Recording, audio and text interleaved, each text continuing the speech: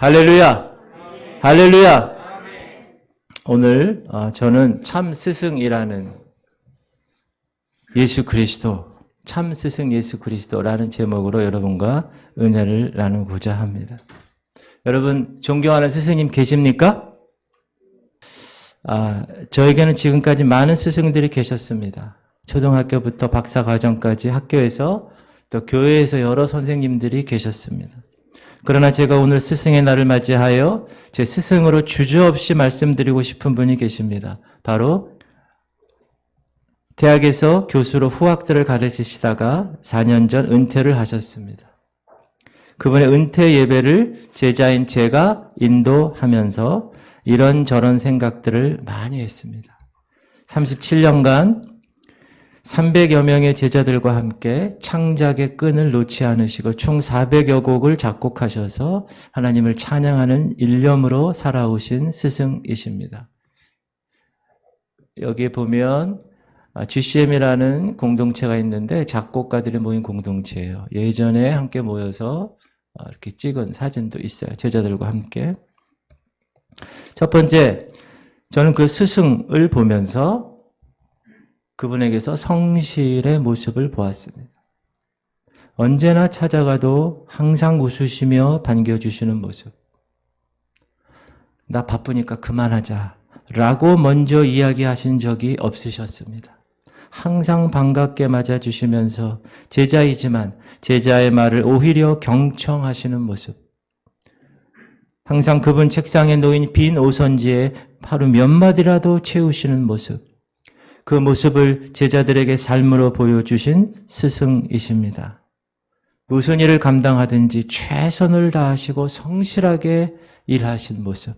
학교 학과장으로 또 총무처장으로 평생 교육원 원장으로 맡은 보직을 위해서 아침 일찍 출근해서 저녁 늦게까지 업무를 보는 것은 당연한 것으로 여기신 성실한 분이셨습니다. 그런 스승이 있다는 사실이 저에겐 행복입니다.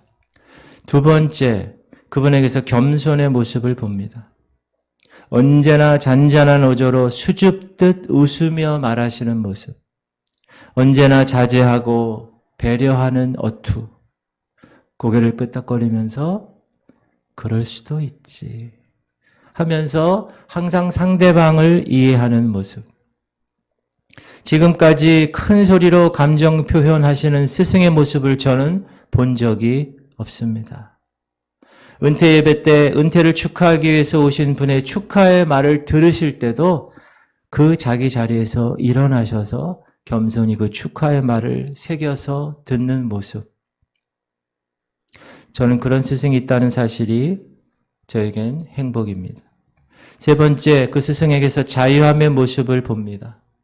심장 수술로 몸이 아파 세브란스 병원에 누워 계실 때도 이 세상에서의 삶이 마지막이 될 수 있다고 생각하셔서 빈 오선지를 채우신 모습.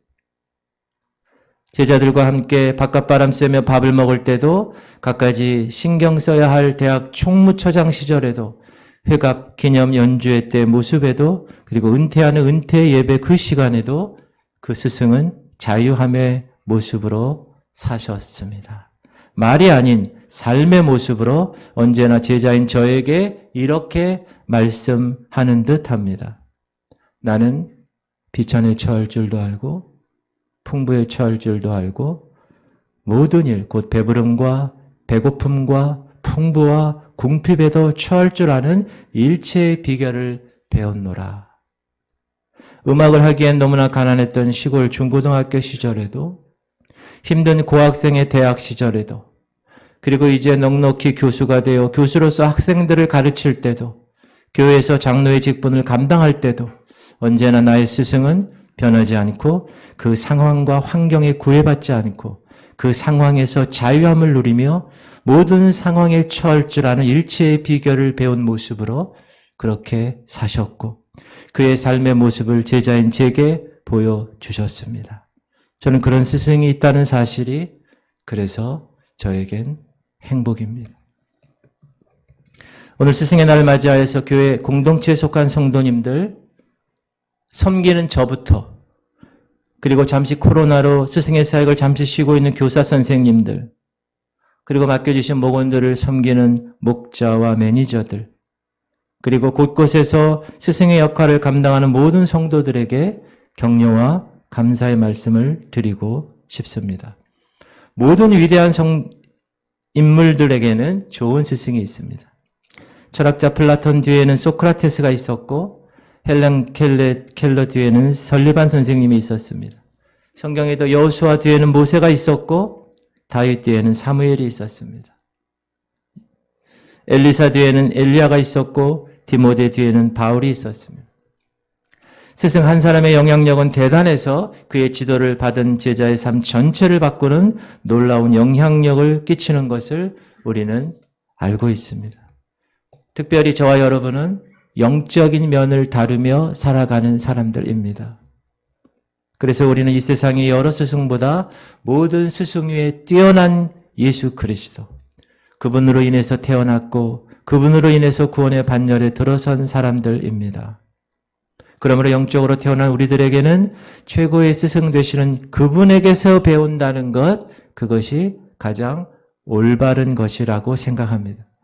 왜냐하면 예수 그리스도 그분은 참 스승이 지녀야 할 자질을 친히 우리에게 보여주신 분이기 때문에 그렇습니다.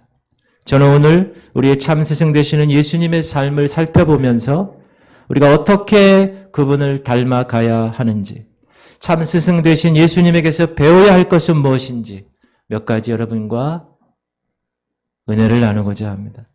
첫 번째 참 스승 예수님은 성숙하셨습니다.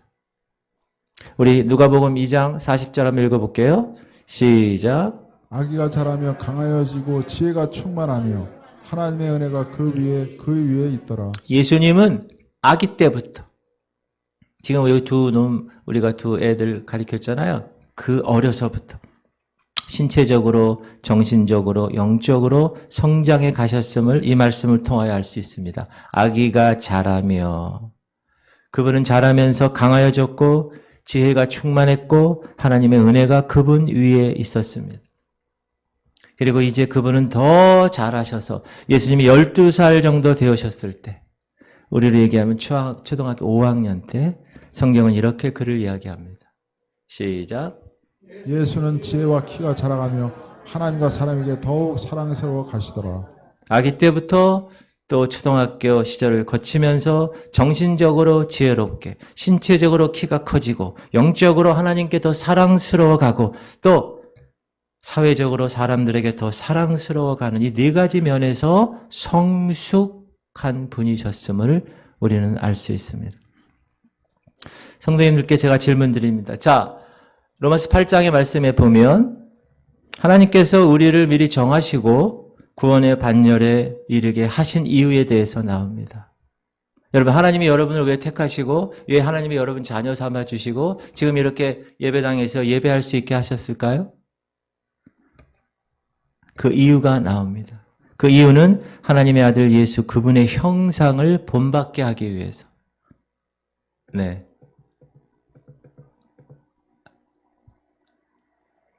네. 사라졌습니다. 제가 읽을게요. 로마서 8장 29절. 하나님이 미리 아신 자들을 또한 그 아들의 형상을 본받게 하기 위하여 미리 정하셨으니 이는 왜냐하면 그로 많은 형제 중에서 맏아들이 되게 하려 하심이라. 누구를요? 예수 그리스도 그분을. 그래서 우리를 하나님이 부르셨고 그 부르심에 응답해서 하나님의 자녀가 되었다면 이제 저와 여러분의 삶의 목적은 그 아들의 형상을 본받기 위해서 주님이 만드셨으니, 주님이 구원의 반열에 들게 하셨으니 이제 예수님을 닮아서 예수님처럼 살아가는 것, 그것이 하나님이 우리를 위해서 이 땅에 구원의 선물을 주신 이유라는 것입니다. 영적으로, 육적으로, 정신적으로 조화를 이루신 그 예수 그리스도 그분의 그 성숙함, 그 모습처럼 살아가는 것이 하나님 원하시는 삶이다라는 것입니다. 특별히 하나님이 이 교회 공동체, 지구촌 성결교회 세우신 목사, 전도사, 교사, 목장 리더, 매니저, 하나님께서 세우신 분들이에요. 목사와 전도사는 하나님 허락하신 교회 공동체 모든 성도들의 영적인, 육적인, 정신적인 것을 다 섬기는 분이에요.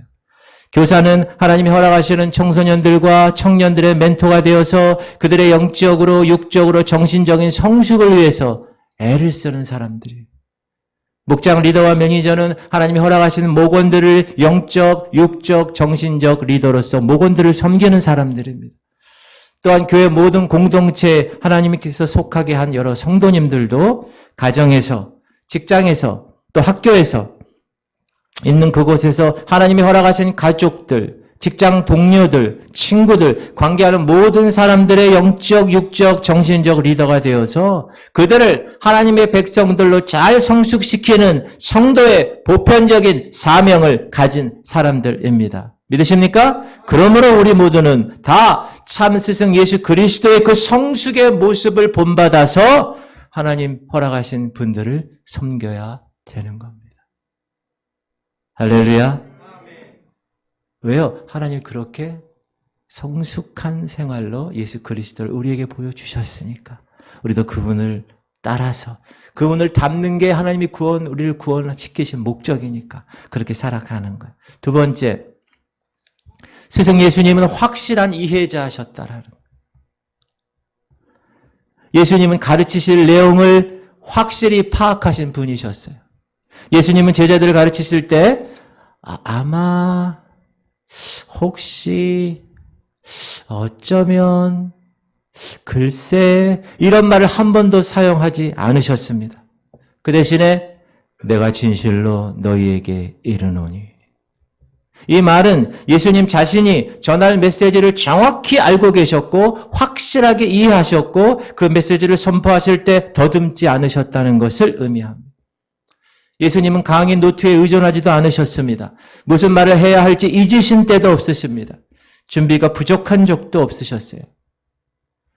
헤롯 당이나 사두개파나 바리새파 사람들의 질문에 당황하거나 혼란스러워하지 않으셨어요. 항상 하나님 말씀 성경을 통하여 말씀하셨고 그 대답에는 누구도 토를 달지 못했습니다. 늘 준비된 그분의 말은 항상 영적인 권위가 있었기 때문에 그렇습니다. 예수님은 무엇을 어떻게 전달하실지 주저한 적이 없으셨습니다. 예수님은 확실하게 당시 사람들이 이해할 수 있는 쉬운 언어와 주제로 듣는 사람들로 하여금 쉽고 완벽하게 이해시키셨습니다. 그럼 여러분, 예수님이 어떻게 그렇게 하실 수 있었을까요? 요한복음 3장 34절 시작. 하나님 보내신 이는 하나님의 말씀을 하나니 이는 하나님이 성령을 한량없이 주심이니라.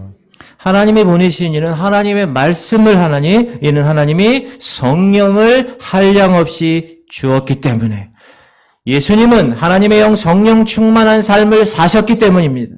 그래서 그분은 하나님의 말씀을 하실 수 있었어요. 성령을 한량없이 부음 받아서 그래서 그분의 말씀을 듣는 모든 자들은 다 확실하게 성령을 통하여 이해할 수가 있었다는. 목사인 저도 그래서 성령의 도우심으로 성령의 이 조명을 통하여 말씀을 읽고 성령께서 허락하시는 그 말씀을 깨닫고 확실하게 이해한 후에 그 말씀을 성령의 도우심으로 확실하게 선포하려고 애를 쓰고 있습니다. 왜냐하면 이 성령님의 조명은 우리의 마음을 밝히셔서 듣는 사람들로 하여금 영적인 것을 받아들이게 하시는 분이기 때문에 지혜와 계시의 영을 우리에게 주사 우리의 눈을 밝히 하신다고 분명히 말씀하셨기 때문에.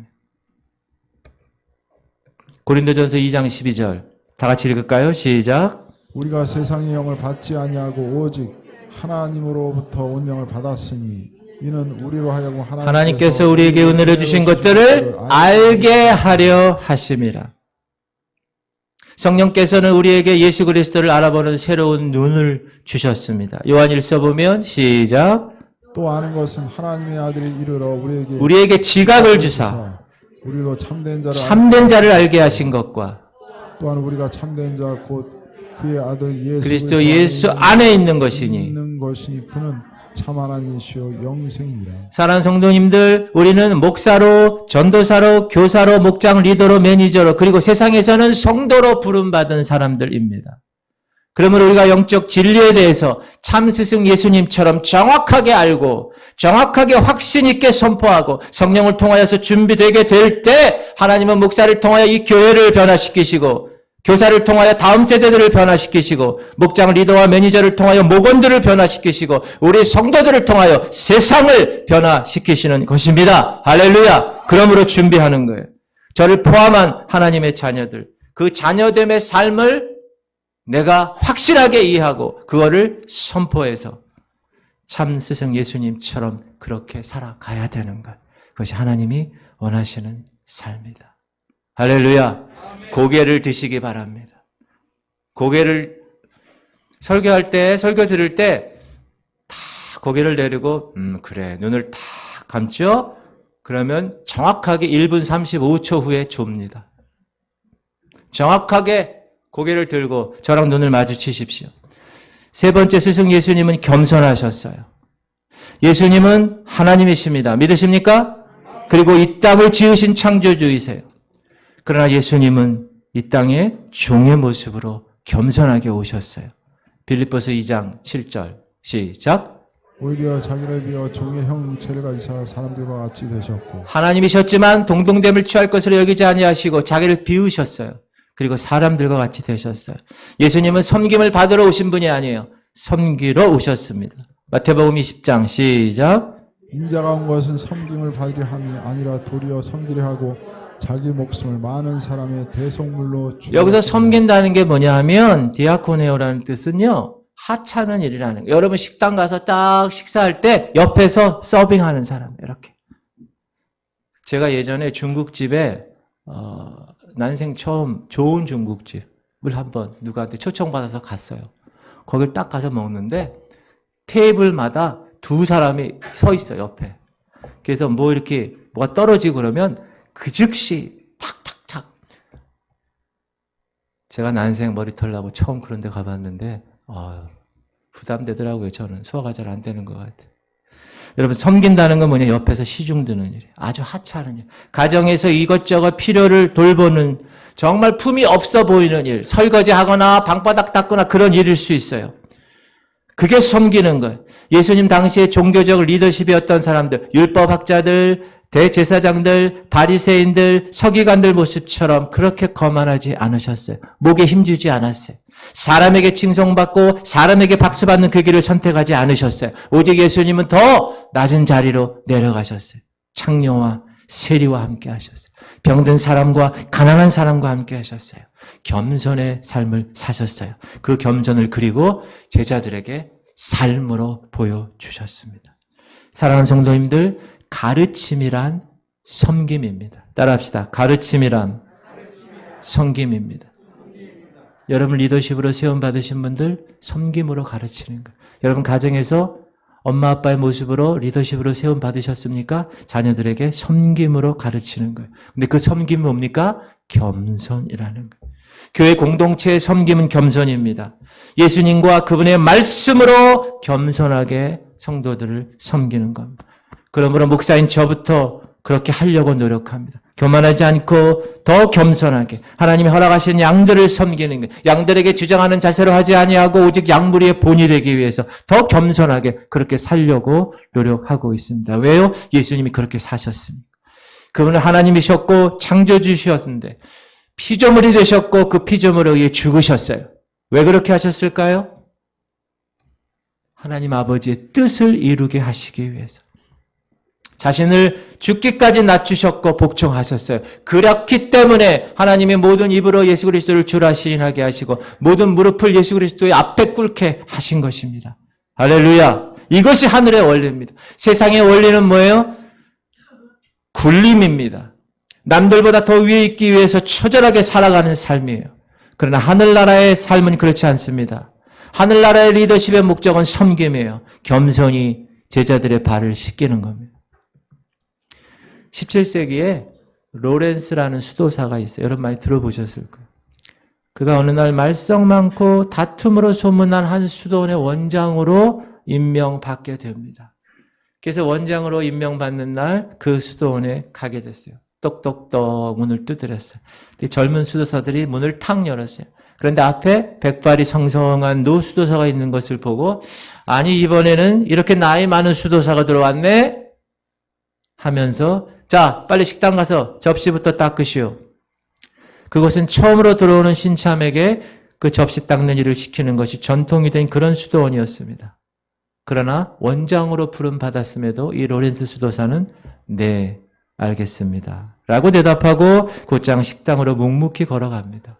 그리고 식당에서 일하는 거예요. 한 달, 두 달, 석 달 접시를 닦으면서 그 식당에서 그 젊은 수도사들에게 멸시와 천대와 구박을 받습니다.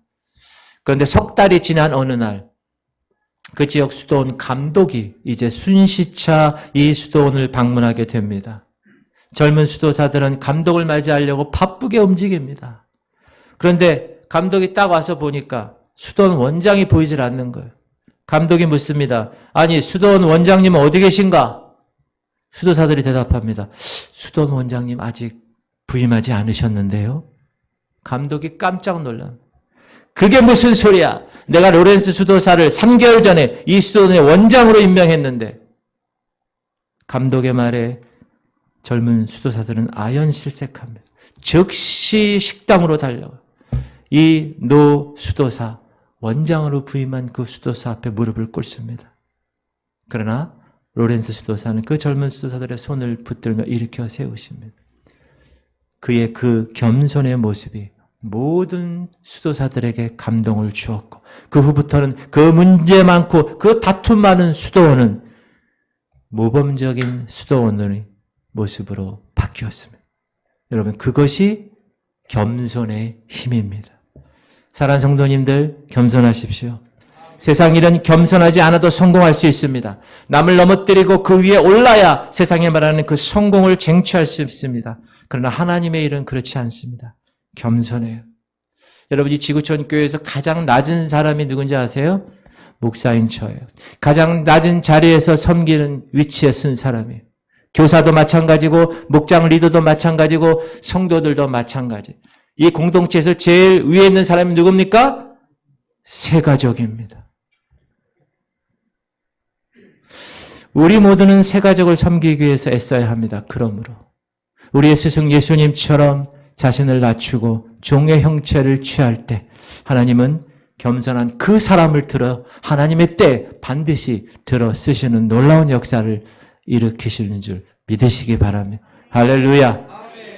스승 예수님은 네 번째 일관성 있게 사셨습니다. 제가 질문 드릴게요. 성도님들 하나님 말씀대로 살지 못하는 이유가 있어요. 성도님들이 여러 가지가 있죠. 근데 그 이유 중에 하나가 있습니다. 그게 뭔지 아세요? 성도님들이 하나님 말씀대로 살지 않는 이유. 그것은 목사가 성도들에게 하나님의 말씀으로 이렇게 살라 저렇게 살라 가르치지만 정작 목사 자신이 그렇게 살지 않기 때문입니다. 교회 리더십인 목사가 강단에서 선포한 대로 실천하지 않는 모습을 성도들이 볼 때 성도들은 그 말씀을 확신하지 않습니다. 그 목사를 신뢰하지 않습니다. 그리고 이렇게 말합니다. 목사님, 너나 잘하세요. 대부분 교회에서 받는 상처는 다 목사 때문에 받습니다. 그러므로 여러분, 목사를 신뢰하지 마십시오. 저도 신뢰하지 마십시오. 저도 사람입니다. 저도 여러분에게 100%의 섬김의 상태로 할 수 노력은 하지만 그렇게 할 수 없을 때가 있어요. 그럴 때 성도들은 상처받고 교회를 떠나게 되고 평생 예배 드리지 않는 세상 사람이 될 수 있습니다. 하나님만 신뢰하시기 바랍니다. 여러분 이 교회에 오시면 사람 보지 마세요. 목사도 보지 마세요. 오직 하나님만 보는 거예요. 하나님만 신뢰하는 거예요. 할렐루야. 우리 스승 예수님은 그분의 생활과 그분의 가르침에 완벽하게 일치된 모습을 보여주셨어요. 일관성 있게 사셨어요. 그분은 제자들에게 원수를 사랑하라. 그리고 어떻게 하셨어요? 자, 원수를 사랑하라. 읽어볼까요? 시작. 또 내 이웃을 사랑하고 내 원수를 미워하라 하였다는 것을 너희가 들었으나 44절. 나는 너희에게 이르노니 너희 원수를 사랑하며 너희를 박해하는 자를 이렇게 말씀하신 예수님은 말씀대로 원수를 사랑하며 사셨습니다. 누가복음 시작. 이에 빌라도가 그들이 구하는 대로 하기를 언도하고 사형 언도를 한 거예요. 25절. 그들이 요구하는 자 곧 밀란과 살인으로 말미암아 옥에 갇힌 자를 놓아주고 원수를 사랑하러 하신 그분은 원수를 위해서 십자가의 죽으심을 통해서 그 원수를 사랑하라는 말을 입증하셨습니다. 예수님은 제자들에게 기도하라 가르치셨고 기도하지 않으셨나요? 기도하셨어요. 염려하지 말라 가르치셨고 자기 자신이 막 염려하며 사셨나요? 그렇지 않아요. 하나님을 전적으로 신뢰하면서 염려하지 않으셨습니다. 읽어볼까요? 시작. 조금 나아가서 얼굴을 땅에 대시고 엎드려 기도하여 이르시되 내 아버지여 만일 할만하시거든 이 잔을 내게서 지나가게 하옵소서. 그러나 나의 원대로 마시옵고 아버지의 원대로 하옵소서 하시기. 사랑하는 성도님들, 우리는 목사로, 전도사로, 교사로, 리더로, 성도로 부름받은 사람들입니다. 맞습니까? 부름받은 이유는 그럼 저와 여러분을 통해서 하나님 나라에 하실 일이 있으셔서 부르신 것입니다. 그렇다면 그 부르심에 합당하게 일관성 있게 살아야 합니다. 세상 반, 하나님 반, 양다리 걸치는 삶이 아니에요. 말 따로, 삶 따로가 아닌 삶 자체가 일치되는 삶. 목사는 목사로서, 교사는 교사로서, 목장 리더는 리더로서, 성도는 성도로서, 아비는 아비로서, 어미는 어미로서 하나님이 여러분에게 허락하시는 그 자리에서 허락하신 그 모습대로 일관성 있게 살아가는 삶, 그 삶이 하나님이 원하시는 삶이에요. 하나님께서 참 스승 예수님을 통하여 그렇게 우리에게 증거로 보이셨기 때문에 그렇습니다. 다섯 번째, 스승 예수님은 유연하게 사셨어요. 스승 예수님은 매일 지정한 시간에 제자들께 함께 앉아서 정해진 학습 내용을 가르치지 않으셨습니다. 물론 전하실 주제를 미리 분명히 정해 놓으셨고 긴 가르침도 여러 번 하셨습니다. 그러나 대부분의 경우 사전 계획 없이 주변 여건의 흐름에 맞게 즉각적으로 가르치기에 매우 좋은 상황과 환경을 그 순간을 만드셨어요. 그리고 가르치셨어요. 아주 유연성 있게 사신 것입니다. 예수님은 갑작스러운 질문과 갑작스러운 방해에 대해서 비판하지 않으셨어요. 오히려 흔쾌히 받아주셨어요. 저는 가끔 제가 어떤 것을 생각하고 그 일을 할 때 그것이 되지 않거나 내가 생각한 대로 가지 않으면 내 안에 나도 모르게 조급함이 있고 불안감이 있어요. 그 무슨 말입니까? 자유함을 누리지 못한다는 거예요. 아직 성숙하지 못하다는 거예요. 아직 플렉시블, 유연성 있게 살지 못한다는 거예요, 제가. 그러나 사도 바울을 보십시오. 바울은 모든 사람에게 자유한 자유인이었습니다. 그는 사람들의 인정과 사람들의 칭찬에 매이지 않았습니다. 사람의 비판에도 매이지 않았어요. 그는 다른 사람들이 나를 어떻게 생각할 건가? 그런 거 크게 생각하지 않았어요. 다른 사람의 평가 신경 쓰지 않았습니다. 오직 하나님께서 나를 어떻게 평가하실까? 그것만 생각하며 그것만 붙들고 살았습니다. 바울은 다른 사람들과 갈등하고 그것 때문에 괴로워하지 않았어요. 바울은 물질적인 보수를 받고자 애쓰고 그렇게 살지 않았어요. 바울은 어떤 사람에게도 매이지 않고 어떤 것에도 매이지 않았어요. 다만 예수 그리스도 안에서 참 자유를 누린 사람이었어요. 아무리 세상이 요동할지라도 그의 마음은 늘 잔잔한 평화와 기쁨으로 차고 넘쳤어요. 여러분, 어떻게 바울이 그렇게 삶을 살 수 있었을까요? 그가 어떻게 그 참 자유를 누릴 수 있었어? 그 비결은 뭘까요? 그것은 그가 예수 그리스도의 종으로서 예수님 한 분에게만 매여 있었기 때문입니다. 그가 만일 자기 자유를 누리기를 고집했다면 그는 독선의 사람이 됐을 거예요. 그러나 그는 자기에 있는 자유를 자신을 위해 사용하지 않고 다른 사람을 위해서 적극적으로 사용했습니다. 바울은 그 당시 종이 아니었어요. 로마 시민권도 있는 사람이었습니다. 자유인이었어요. 모든 사람을 섬겨야 할 아무 의무가 없던 사람이에요. 그러나 그는 스스로 모든 사람의 종이 되었어요. 스스로 자기에게 있는 모든 권리를 다 포기한 사람이에요. 종과 같이 낮아져서 사람들을 섬기고 자신들의 모든 것을 희생했습니다. 여러분, 왜 바울이 그렇게 살았을까요? 성경은 이야기합니다. 더 많은 사람을 그리스도 안에서 얻고자 했기 때문에. 읽을까요? 시작. 내가 모든 사람에게서 자유로우나 스스로 모든 사람에게 종이 된 것은 더 많은 사람을 얻고자 함이라. 더 많은 사람을 얻고자 함이라. 그 다음. 유대인들에게 내가 유대인과 같이 된 것은 유대인들을 얻고자 하며 율법 아래에 있는 자들에게는 내가 율법 아래에 있지 아니하나 율법 아래에 있는 자같이 된 것은 율법 아래에 있는 자들 얻고자 함이요. 네. 21절. 율법 없는 자에게는 내가 하나님께는 율법 없는 자가 아니요 도리어 그리스도의 율법 아래에 있는 자이나 율법 없는 자와 같이 된 것은 율법 없는 자들 얻고자 함이라. 22절. 약한 자들에게 내가 약한 자와 같이 된 것은 약한 자들을 얻고자 하며 내가 여러 사람에게 여러 모습이 된 것은 아무쪼록 몇 사람이라도 구원하고자 함이니 23절. 내가 복음을 위하여 모든 것을 행하면 복음에 참여하고자 함이라. 바울이 유대인들에게 유대인같이 된 것은 유대인들을 얻고자 했기 때문에 그래요. 율법 아래에 있지 않은 바울이 율법 아래에 있는 자와 같이 된 것은 율법 아래에 있는 자들을 얻고자 했기 때문에 그래요. 바울은 그리스도 율법 아래에 있는 자지만 율법 없는 자, 세상 사람들과 같이 된 것은 세상 사람을 얻고자 하며 약한 자들에게 약한 자 같이 된 것은 약한 자들을 얻고자 하며 여러 사람에게 여러 모양이 된 것은 아무쪼록 더 한 명이라도 그 사람을 구원코자 함이었다는 사실입니다. 한마디로 그는 모든 사람 구원을 위해서 모든 사람에게 모든 것이 되고자 최선을 다한 사람이에요. 그는 어떤 종류의 사람이든지 그리스도 안에서 하나님의 그 구원의 사람 한 명을 만들기 위해서 복음을 위해서 모든 것을 다 내려놓은 사람이에요. 바울이 어떤 사람입니까? 바리새인 출신으로 매우 엄격하고 빈틈없는 율법적인 사람이었어요. 그는 하나님의 교회를 핍박한 사람이에요. 스데반을 돌로 쳐 죽인 것을 볼 때 바울은 아주 강인한 사람이고 아주 무자비하고 잔인한 사람이에요. 그는 매우 자존심이 강한 사람, 자기 의가 강한 사람이에요. 이런 그가 어떻게 자기를 철저히 비우고 어떻게 모든 사람들의 종이 될 수 있었을까요? 그것은 우리의 참 스승 되시는 주 예수 그리스도를 만났고 그분을 본받았기 때문입니다.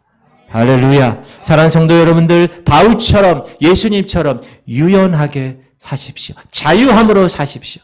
만일 우리가 우리 스승 예수 그리스도이라는 자유를 누린다면 여러분 그 자유를 못 누리는 다른 사람에게 여러분이 그 자유를 일러줘야 되는 거예요. 가르쳐줘야 되는 거예요. 인도해야 되는 거예요. 할렐루야.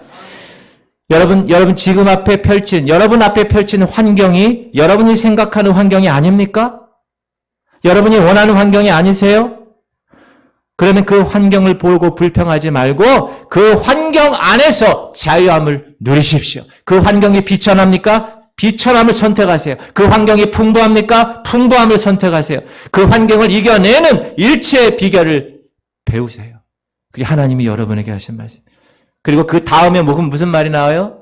우리가 잘 아는 빌사일삼이 나와요. 내게 능력 주시는 자 안에서 내가 모든 것을 할 수 있느니라. 할렐루야. 하나님은 우리 스승 예수 그리스도의 그 유연성의 삶을 우리에게 요구하십니다. 6번째, 예수님은 긴박감으로 사셨어요. 예수님은 자기 사명에 대해서 긴박감을 갖고 사셨습니다.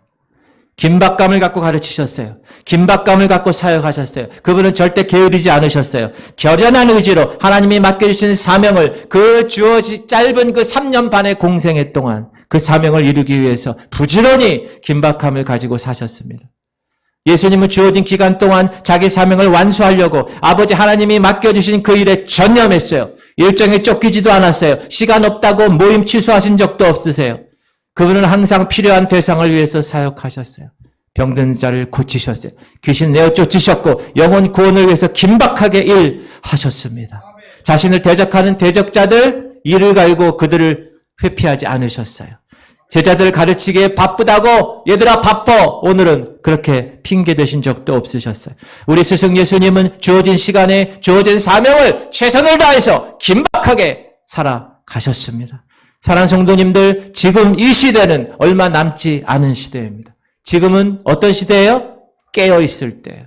읽을까요? 시작. 또한 너희가 이 시기를 알거니와 자다가 깰 때가 벌써 되었으니 이는 이제 우리의 구원이 처음 믿을 때보다 가까웠습니다. 12절. 그러므로 밤이 깊고 아직 가까웠으니 그러므로 우리가 어둠의 일을 벗고 빛의 갑옷을 입자. 13절. 낮에 같이 단정히 해고 방탕하거나 쉴 살지 말며 음란하거나 호색하지 말며 다투거나 시기하지 말고 14절 오직 예수 그리스도로 옷 입고 정욕을 위하여 신의 일을 도모하지 말라. 여러분의 옷을 예수 그리스도로 입는 거예요. 지금은 우리의 긴장을 풀고 있을 때가 아닙니다. 지금은 영적 전쟁 중입니다. 지금은 이 시대는 세상 끝이에요.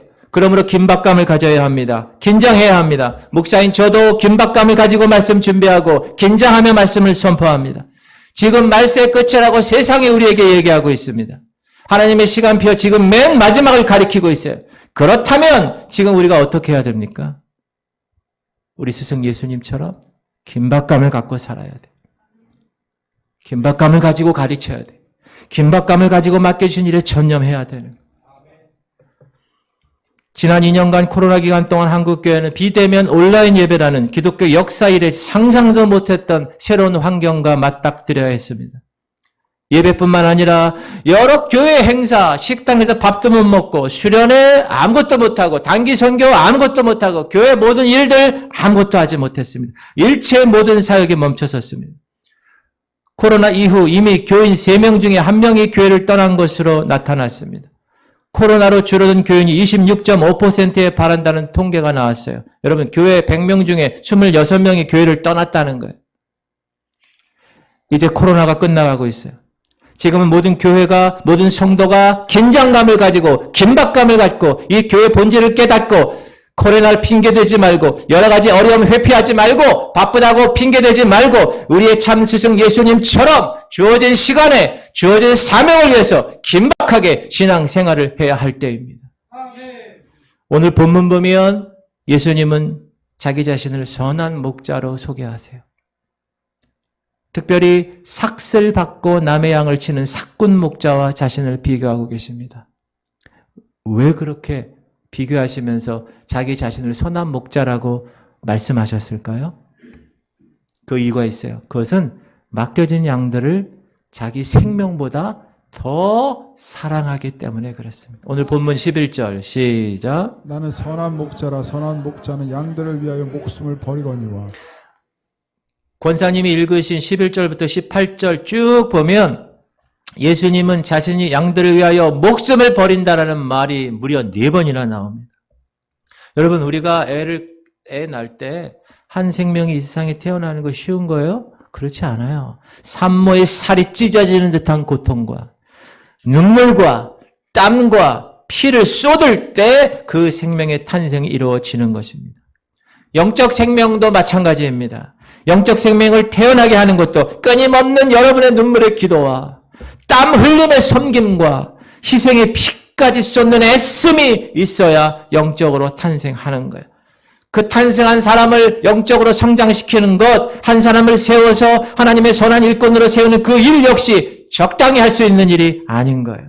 바로 그 선한 목자 되신 주님, 목자 없는 양처럼 방황하는 저와 여러분을 어떻게 하셨어요? 당신의 십자가에서 자기의 목숨값으로 우리를 구하셨어요. 죄와 소망의 사망의 손 악위에서 우리를 구원하시기 위해 자기 생명을 바치셨어요. 죄 때문에 하나님 앞에 설 수 없는 공의로운 하나님의 심판에서 저와 여러분 건져내시기 위해서 자신의 생명을 내놓으셨어요. 선한 목자인 예수님은 양인 저와 여러분을 위해서 목숨을 버리셨다는 거예요. 여러분, 이거는 자기 생명보다 우리를 더 사랑하지 않으면 할 수 없는 일입니다. 그 일은. 18절 보세요. 시작. 이를 내게서 빼앗는 자가 있는 것이 아니라 내가 스스로 버리노라. 나는 버릴 권세도 있고 다시 얻을 권세도 있으니 이 계명은 내 아버지에게서 받았노라 하시니라. 우리 스승 예수님은 생명을 버릴 권세도 있고 버리지 않을 권세도 있었지만 저와 여러분을 위해서, 양들을 위해서 스스로 그 목숨을 내놓으셨다고 말씀하십니다. 그래서 그분은 우리의 선한 목자가 되는 거예요. 삭구는 어떤 상황에서든지 양떼를 위하여 생명을 거는 일이 없습니다. 그러나 선한 목자는 언제나 그 일이 그 필요한 상황에서 생명 걸고 해산의 수고를 감내하는 사람입니다. 왜 그렇죠? 그분의 가치가 양떼들이 생명을 존중하고 풍성한 사람으로 삶을 영위하게 하기 위해서 그런 거예요. 할렐루야. 여러분, 목사인 저를 비롯해서 모든 리더십으로 세움받는 오늘 스승의 날, 하나님의 음성으로 듣기를 주의 이름으로 축원합니다. 사랑하는 성도님들, 저는 이곳에 사건으로 오지 않았습니다. 저는 스승 예수님을 따라 선한 목자로 이곳에 왔습니다. 물론 제가 부족하고 연약해서 우리 스승 예수님처럼 완벽한 목자의 모습은 아닙니다. 그러나 그분처럼 성숙하게, 확실하게, 겸손하게, 일관성 있게, 유연성 있게, 자유함을 가지고, 긴박감을 가지고 여러분을 섬기려고 합니다. 아울러 이 지구촌 교회 성도, 이 속해 있는 교사 선생님들, 이제 코로나가 물러가고 다시 추스러서 아이들을 스승 예수님처럼 섬길 때가 왔습니다. 사랑하는 목장 리더 매니저 여러분들, 이제 다시 목장 모임을 갖고 스승 예수님처럼 목원들을 섬기는 선한 목자의 사역을 감당할 때가 왔습니다. 그리고 성도님들, 여러분들이 속해 있는 그 현장에서 사꾼이 아닌 선한 목자로, 그 어두운 곳에서 빛으로, 썩어져가는 그곳의 소금으로 그 사명을 감당할 때가 되었습니다. 참 스승 예수님을 닮아 그러므로 항상 말씀 가운데 서고 기도에 무릎을 꿇고 24시간 성령 충만하여서 스승 예수님의 마음을 흐뭇하게 해드리는 제자들이 다 되시기를 주의 이름으로 축원합니다. 하나님 감사합니다. 오늘 스승의 날 맞이하여서 우리 스승, 참 스승 예수 그리스도, 그분에 대해서 깨닫게 하심을 감사합니다. 하나님, 목사인 저부터 성숙하고 더 확실하고 더 겸손하고 더 일관성 있고 더 긴박감을 가지고 성도들을 섬기게 하여 주시옵소서. 우리 교사 선생님들, 목장 리더 매니저들, 그리고 모든 성도님들 예수님처럼 참 스승의 모습으로 준비하게 하여 주시옵소서. 하나님 맡겨주신 귀한 양들, 푸른 초장과 쉴만한 물가로 인도하는 참 스승 예수님 같은 선한 목자들 다 되게 하여 주시옵소서.